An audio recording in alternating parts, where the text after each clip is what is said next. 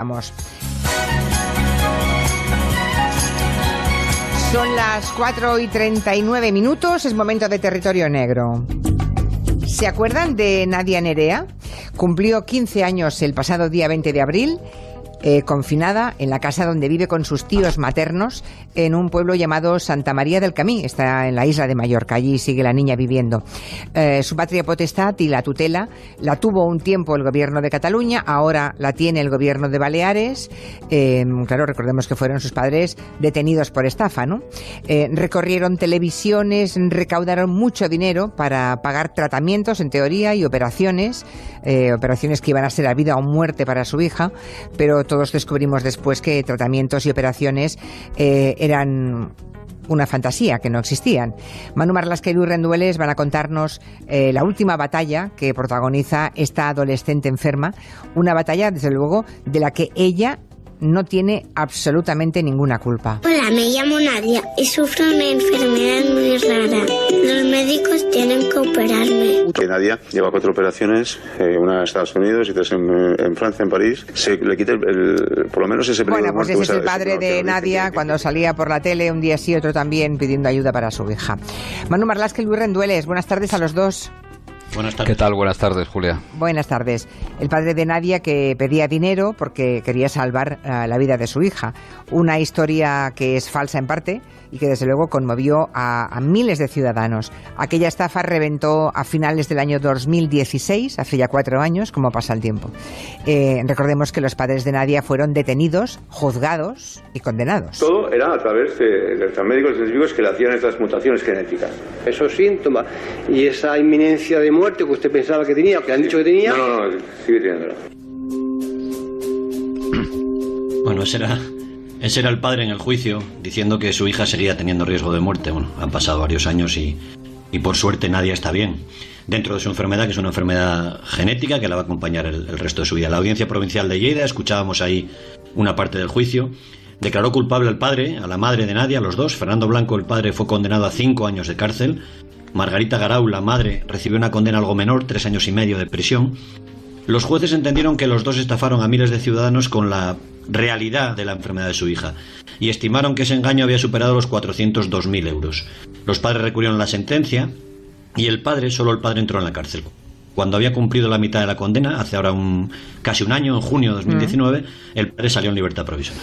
Desde la detención de sus padres, la niña, Nadia Nerea, pasó a vivir con sus tíos maternos, o sea que es la hermana de su madre y su marido, ¿no?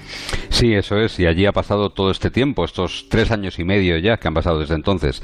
La madre de Nadia, Margarita Garau, no entró en prisión, como te decía antes Luis, y volvió a Mallorca, donde vive su familia, para poder estar lo más cerca posible de la cría de Nadia. Desde hace ya mucho tiempo tiene derecho a visitar a su hija nada más que los fines de semana. Margarita trata de rehacer su vida, gana dinero limpiando casas y está haciendo algún curso de formación.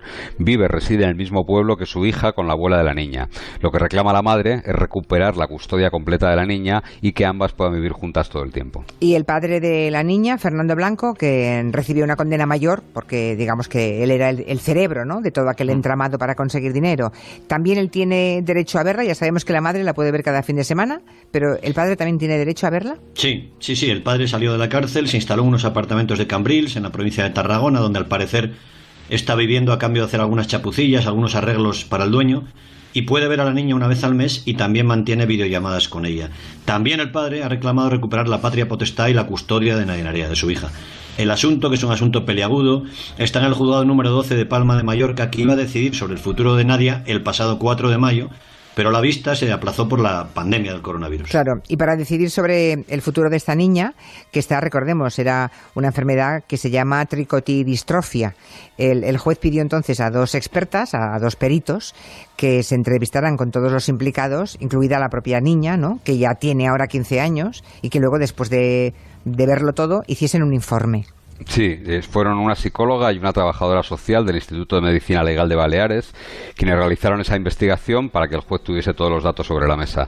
Se entrevistaron con los padres de Nadia, a los que incluso hicieron varios test de personalidad, visitaron la casa de la madre, donde la mujer pretende instalarse con su hija, también hablaron con la directora del Colegio de Educación Especial donde va la niña y, naturalmente, se tuvieron que entrevistar con la niña, como haría cualquier trabajador social con un encargo así. Claro, es una decisión muy importante, ¿no? Entregar o no a una niña que está enferma, que tiene esa enfermedad, con una minusvalía grave de por vida, entregarla a sus padres, los dos condenados por estafa, pues es una decisión trascendental, desde luego. ¿Y qué han dicho esas dos expertas en el informe del padre de Nadia, el cerebro de aquel fraude? Primero repasan, es un informe muy detallado, repasan la historia de este hombre, Fernando Blanco, que estaba encarcelado ya en la prisión de Palma de Mallorca por otra estafa. Le habían condenado a 4 años y 10 meses de cárcel a principios de siglo, por haberse entonces quedado con dinero, con unos 120.000 euros de la empresa de distribución de bebidas de la que él era delegado o había sido delegado en la isla de Mallorca. Durante un permiso de fin de semana, en el año 2003 o 2004, no recuerda bien la fecha, conoció a Margarita Garau a través de la pareja de un amigo suyo, y los dos iniciaron una relación en la que ella iba a verle a prisión. Y en una de esas visitas a la cárcel, la mujer se quedó embarazada de Nadia, que nació el 20 de abril de 2005. La niña nació ya enferma con esa enfermedad, con la tricotidistrofia. Es una enfermedad genética rara que padecen, creo que en toda España, unas 50 personas. Realmente es una enfermedad rara. Y que en el caso de Nadia le provoca una discapacidad importante de un 75%, creo, ¿no? Y por tanto es una niña que va a necesitar cuidados toda su vida.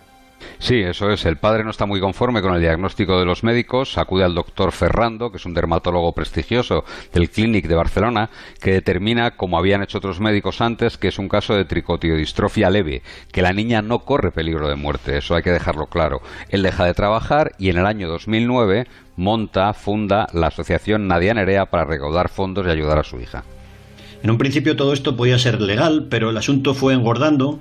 Entre los años 2010 y 2016 el padre comienza a acudir cada vez con más frecuencia con su hija a platos de televisión y la historia va desbordándose. Él ya no pedía dinero para mejorar la vida diaria de su hija, sino que empezó a decir que Nadia podía sufrir Alzheimer, luego que se iba a morir de forma inmediata, salvo que acudir a recibir tratamiento a lugares cada vez más lejanos, cada vez más caros. Primero fue una clínica en Houston, en Estados Unidos, acabó siendo una cueva en Afganistán, acabó hablando de médicos más o menos experimentales en Brasil, en Guatemala, donde le hacían un agujero por la nuca, así lo dijo, durante 14 horas para alargarle la vida. Habló de un tal Dr. Brown, que había sido candidato al Premio Nobel de Medicina, que iba a operar a Nadia. Habló de Al Gore, a quien dijo que había conocido y hablaba de ellos como héroes. Bueno, en fin, todo el mundo se interesaba por su historia, todo el mundo les ayudaba. Claro, y la verdad es que esos médicos no existían, que esos viajes con la niña para curarse tampoco nunca se produjeron, pero todo eso lo descubre primero y hay que felicitarlo, porque mientras eso no ocurrió, la verdad es que muchísimos medios dieron pábulo a esta historia, porque es una historia que obviamente conmueve, ¿no? Fue el periodista Josu Mezo, en un blog que se llama malaprensa.com, después Ángela Bernardo en otro digital que se llama Hipertextual, también siguió la historia y dio con el fraude, ¿no? Y claro, llega la caída cuando esta familia había recaudado 1.100.000 euros en todos esos años, ¿eh? El padre, que ahora es el que pide recuperar a su hija, se muestra arrepentido, supongo, ¿no?, ante las dos expertas que envió el juzgado y que han hecho ese informe, ¿o no? Pues no, ni mucho menos, bastante lejos del arrepentimiento, ¿no? El padre lo que sostiene es que dice que él buscaba soluciones para la enfermedad de su hija, que la madre se encargaba del cuidado diario de Nadia, y la psicóloga examinó a Fernando Blanco y ese informe es muy duro con él. Indica su capacidad de manipulación y recoge frases del padre como, y leo textualmente del informe: yo era el número 1, sin mí Nadia no tiene futuro.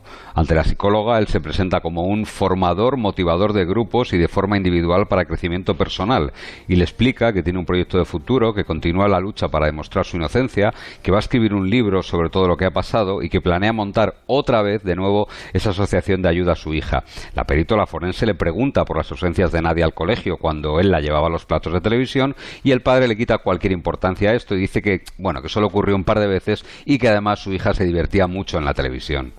Hay una historia más, y es que Fernando Blanco, el padre, explicó poco antes de ser detenido que él también se estaba muriendo. Entonces dijo que tenía un cáncer terminal de páncreas, pero le restaba importancia porque decía que su vida se entregaba para cuidar a su hija. Evidentemente era falso también, como se demostró cuando fue examinado en prisión. En todo aquel engaño de años cayeron miles de personas. Los Mossos de Escuadra descubrieron que 1.006 ciudadanos ingresaron dinero en efectivo para Nadia y otras 5.574 personas más hicieron transferencias a la cuenta bancaria. Es decir, 6.580 personas dieron dinero certificado, además de toda la gente, nunca se sabrá cuántos, que fueron dando dinero en metálico, en persona, al padre. Sí, porque no todo el mundo habrá dicho lo que se donó, claro. Imagino que las dos expertas, las dos peritos, consideran que este hombre no sé, ¿está capacitado o no para recuperar la custodia de su hija? Es verdad que es el padre, pero ¿está capacitado? Son muy tajantes en ese sentido. En sus conclusiones al tribunal aseguran que el padre de Nadia presenta rasgos compatibles de personalidad de tipo narcisista y alteración del estado de ánimo subyacente. Sugieren que debería recibir tratamiento psiquiátrico él, el padre, y creen que el estado del padre de Fernando afecta su capacidad como padre y para tomar decisiones que ayuden a Nadia en su vida diaria. Pues la verdad es que no hay lugar a muchos equívocos con ese informe. La otra opción que tiene ahora el juez es devolver a la niña a su madre si consideran que el padre, pues eso, no. La madre, Margarita, también lo ha reclamado, también ha reclamado la niña, ¿no? ¿Las expertas también se pronuncian sobre la madre? Sí, son menos duras con la madre que con el padre de Nadia. De hecho, explican que Margarita Garau está tratando de rehacer su vida profesional también, que está trabajando, y el informe psicosocial sobre ella es menos duro. Dice textualmente: la señora Garau no presenta rasgos de tipo patológico ni personalidad anómala, aunque sí advierten carencias en lo que llaman ellas habilidades sociales y emocionales y sintomatología ansiosa, que están siendo objeto de intervención junto a falta de confianza en los demás y conflictividad interpersonal. La madre dice que Nadia siempre quiere estar con ella, quiere estar todo el tiempo con ella, y dice una frase que puede ser verdad y es casi un tópico, que dices: ¿dónde va a estar una niña mejor que con sus padres? Claro, es un tema muy delicado, el derecho de una madre a criar a su hija enferma, además, ¿no? El tema es si su madre puede o no perjudicar a la niña o cuidar de la niña.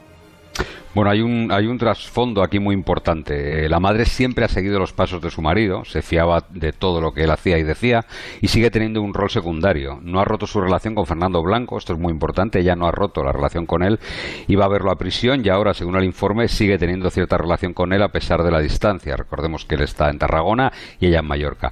Eso perjudica las posibilidades de que recupere a su hija. La madre llega a decir, por ejemplo, que su hija era feliz cuando iba a televisión porque conocía gente famosa. Resta importancia también al engaño y a las ausencias de Nadia en el colegio. El padre dice que ambos tienen el proyecto de irse a vivir juntos fuera de Mallorca con la niña para evitar lo que él mismo califica como presión social y mediática. El informe de la psicóloga y la trabajadora social es muy contundente sobre la posibilidad de la pareja de criar a la cría juntos. Vamos a leer un fragmento. Dice: ambos padres presentan dinámica familiar, actitudes, estilo educativo y proyectos desfavorables para la educación de su hija. Y también presentan expectativas poco realistas sobre las necesidades de la niña y de cómo llevar a cabo los proyectos personales y familiares. Pues menuda situación, porque ahora entonces los expertos que proponen, porque claro, son expertos imparciales enviados por el juzgado, pero decidir la vida de la niña de aquí en adelante me parece muy complicado, ¿eh? Pues ellos lo que proponen es que Nadia siga como hasta ahora, es decir, viviendo con sus tíos maternos, recibiendo regularmente las visitas de su madre los fines de semana, y hay en todo esto una dificultad añadida, y es que la madre ha ido distanciándose de su hermana, es decir, de la persona que está a cargo de Nadia por diferencias de opinión en todos estos años. Los padres de Nadia insisten en que la cría no está bien cuidada, que ha retrocedido en su salud, que camina torcida, que no es feliz, y que la amenazan con meterla en un centro, con ingresarla en un centro. La madre insiste en que quiere que reciba tratamiento o terapia con caballos. ¿Con caballos? Sí. Y eso es cierto, ¿no? Nadia parece que está peor que hace 3 años, ¿o no? Cuando fueron sus padres detenidos. No, el informe dice que no. Dice que no el informe. El informe dice que al contrario, que evidentemente Nadia necesita cuidados, lo has dicho antes, necesitará siempre cuidados. Sí. Por ejemplo, necesita ayuda para comer, para un control de esfínteres, pero señala que está acudiendo a rehabilitación, que tiene relaciones sociales, que va a ver a un psicopedagogo, también a un logopeda, que hace patinaje y natación fuera del horario escolar, y concluye que Nadia, y lo dicen así, se siente integrada en el entorno de los tíos, tiene vínculo afectivo y en su entorno escolar con integración a un grupo de iguales. Así que proponen, como te decía Manu, que la cría siga viviendo con ellos, con sus tíos.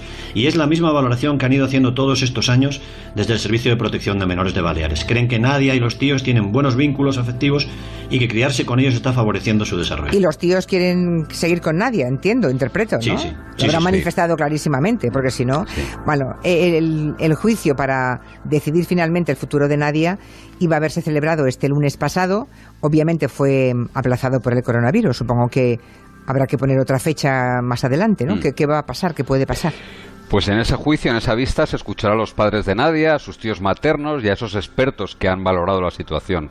El juez puede optar por varias cosas. Puede optar por mantenerla con sus tíos, que es lo que le recomiendan la psicóloga y la trabajadora social, o puede darle la custodia a sus padres, algo que a la vista de sus informes parece muy poco probable. Recordemos que en estos juicios, esto es muy importante recordarlo, por lo que vela a todo el mundo es por el bienestar del menor, no por el bienestar de las partes que lo están reclamando, ¿no? Los padres de Nadia no tienen ninguna capacidad de decidir sobre su hija, le quitaron la patria potestad y también la custodia, las decisiones diarias sobre la vida de la niña. Ellos no pueden decidir sobre ellos. Y a día de hoy no hay que consultarles nada absolutamente sobre la vida de Nadia. Y en ese tipo de juicios, donde cada parte va a defender lo suyo, la prueba estrella, la prueba definitiva, suele ser ese informe de los expertos que, desde luego, a la vista de lo que hemos leído en él, no deja mucho espacio para las interpretaciones del juez. A todo esto tiene 15 años, acaba de cumplir. En 3 años es mayor de edad y entonces ya nadie puede decidir por ella, salvo ella por sí misma. Bueno, pero ella tiene una discapacidad y tiene no me gusta decir la palabra retraso, pero tiene una inmadurez mental, con lo cual con 18 tampoco Nadia... Tampoco podrán, vale. Exacto, no puede, lo que ella diga tampoco será tomado como si fuese una mayor de edad, digamos, normal. Pero será cuestión probablemente de otro litigio eso, ¿eh? Sí, establecer cuándo puede decidir por ella misma. Claro. Bueno, pues ya nos informaréis cuando llegue el momento. Manu Marlasca, Luis Rendueles, besos, hasta la semana que viene. Adiós.